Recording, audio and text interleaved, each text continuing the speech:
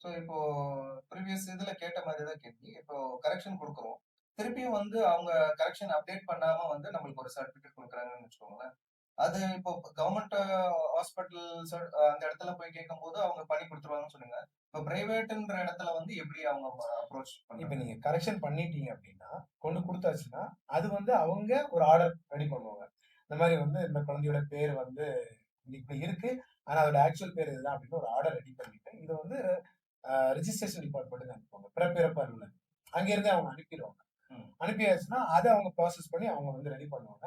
நம்ம அதே சொன்ன அதே ப்ராசஸ் தான். 2017க்கு பிறகு உள்ள குழந்தைங்களுக்கு ஆன்லைன்ல அப்லோட் ஆயிரும். ம். அதுவே இல்லாத அதுக்கு முன்னாடி உள்ள குழந்தைங்களுக்கு நம்ம வந்து அந்த ரிஜிஸ்டர் ஆபீஸ்ல போய் தான் வாங்க வேண்டியது இருக்கும். ஓகே. இவங்க கோ த்ரூ பண்ணிருவாங்க. இவங்க அதுல இருந்துட்டு ரிஜிஸ்ட்ரேஷன் டிபார்ட்மென்ட்க்கு அனுப்பிட்டாங்கன்னா, அத அவங்க வந்து பிறப்பிறப்பு அலுவலகத்த அவங்க போய் ரிஜிஸ்ட்ரேஷன் ஆபீஸ்ல எழுதி வச்சுருவாங்க. ம். இந்த குழந்தைக்கு இந்த மாரி கரெக்ஷன்ல வந்து சர்டிபிகேட் குடுங்க அப்படின்னு அவங்க ரெக்கமெண்ட் பண்ணிருவாங்க.